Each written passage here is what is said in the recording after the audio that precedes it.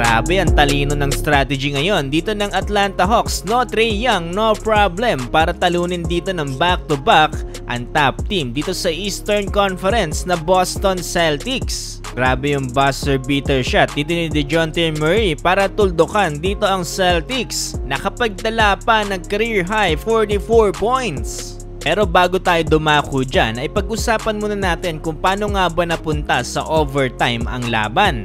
Well, dito kasi sa 4th quarter, last 40 seconds, na ipasok ni Jaylen Brown ang kanyang 17-foot pull-up jumper dahilan para maiakyat sa tatlong lamang ng Celtics 112-109. So, meron pang last chance dito ang Hawks para maitabla ang laban at mauwi nga ito sa overtime. Naisa katuparan nila yan dahil sa magandang team effort na ipinakita nila dito. Penas din kasi yung offensive rebound dito ni Hunter para mahanap ang wide open dito na si Bojan Bogdanovic para sa kanyang dagger 3-pointer para maitabla sa 112 ang score last 27 seconds. Karoon pa ng chance ang Boston Celtics na matapos sanang laban sa 4th quarter pero mintes yung tres dito na Jason Tatum. So dito sa overtime nagsagutan lang ang magkabilang panig hanggang sa umabot sa last 6 seconds na kung saan naging crucial na ang laban. Naging lamang kasi dito ng 1 point ang Celtics mula dito sa jumper na ginawa dito ni Jaylen Brown. 122-121 with last 6 seconds remaining on the clock.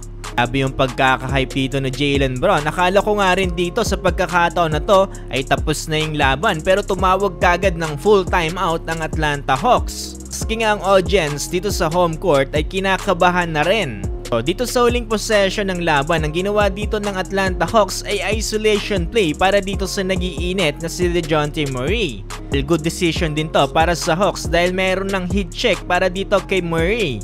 Dito sa pagkakataon na to, kabantayan na Drew Holiday dito si Murray at mukhang nabasa na rin ng Celtics na si Murray ang huling titira dito. Actually, sugal na rin to para dito sa Atlanta Hawks kung papasok o sasablay ang magiging tira dito ng Murray. Pero buti na lang no, pumasok to at naisalba pa sila dito para sa game-winning shot. Maging lamang sila dito ng 1 point, 123-122 with last 0.1 milliseconds remaining dito sa quarter. Ilan para makuha na nila dito ang pagkapanalo.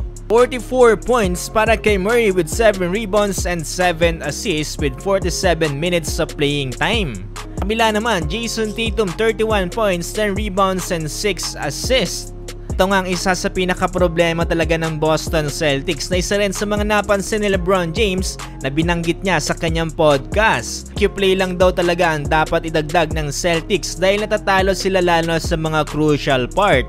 Yan daw ang pinaka-vital lalo na kapag nakapasok sila sa playoffs na isa sa pinaka-problema nila. Abangan na lang natin sa playoffs no kung ano nga bang gagawing strategy dito ng Boston Celtics.